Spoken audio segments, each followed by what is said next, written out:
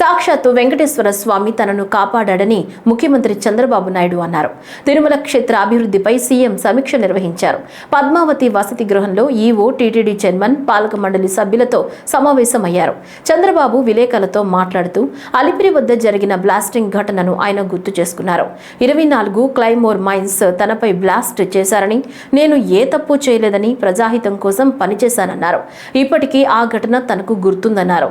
వెంకటేశ్వర స్వామి మహిమ ఎంతో గొప్పదన్నారు. దానివల్లే నేను బయటపడ్డానని చెప్పారు చంద్రబాబు. ఇక్కడ ఉండే వ్యక్తులు ఎవరూ అపచారం చేయకూడదన్నారు. గడిచిన 5 సంవత్సరాల్లో అపవిత్రం చేశారన్నారు. దానిపై ఎన్నో పోరాటాలు చేశామని తెలిపారు. వెంకటేశ్వర స్వామి పవిత్రతను కాపాడేందుకు పాలక మండలి సభ్యులు పనిచేయాలన్నారు. వెంకటేశ్వర స్వామి ఆలయంలో పనిచేసేవారు హిందువులు మాత్రమే ఉండాలన్నారు. భారతదేశంలో ఉన్న అన్ని రాష్ట్రాల్లో వెంకటేశ్వర స్వామి ఆలయాలను నిర్మిస్తామని తెలిపారు. అదేవిధంగా విదేశాల్లో కూడా వెంకటేశ్వర స్వామి టెంపుల్స్ కడతామన్నారు. వెంకటేశ్వర స్వామి ఎక్కడుంటాడు అక్కడ ఆరోగ్యం బాగుంటుందన్నారు. బ్రహ్మోత్సవానికి వస్తూ తిరుపతిలో సిమ్స్ హాస్పిటల్లో ప్రాణదాన కార్యక్రమానికి ప్రారంభించాం.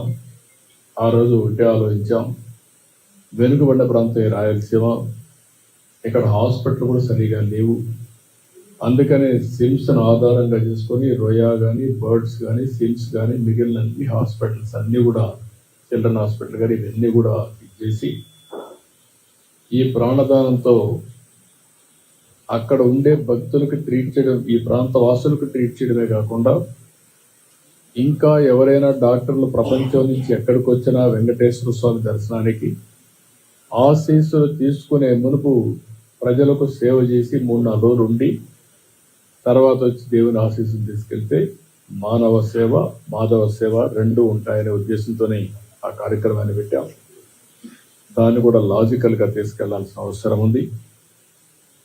ఈరోజు ఈ యొక్క 7 కొండలు, ఇది వెంకటేశ్వర స్వామి సొంతం. ఈ 7 కొండల్లో ఎలాంటి అపవిత్రమైన కార్యక్రమాలు కానీ, లేకపోతే ఈ 7 కొండల్ని కమర్షియలైజ్ చేయడం కానీ ఎక్కడా జరగకూడదు. నేను ఈరోజు పోరాడడం కాదు.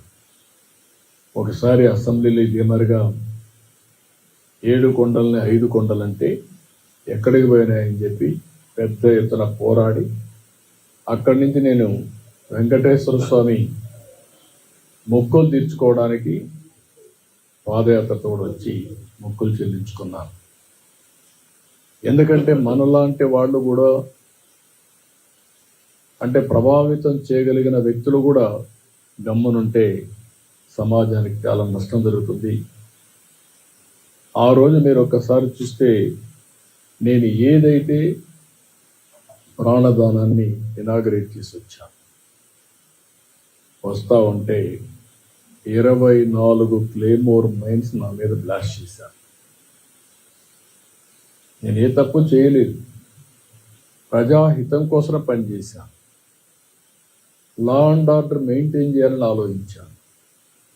దాని మీద కక్ష కడితే వెంకటేశ్వర ఎక్కడైతే మనం ఆ స్పాట్ కూడా ఇప్పుడు ఉంది అలిపేట దగ్గర ఎంట్రన్స్లోనే. అయితే ఆ రోజు అదొక మిరాకిల్. నేను తప్పించుకోవడం అనేది జరిగే పని కాదు.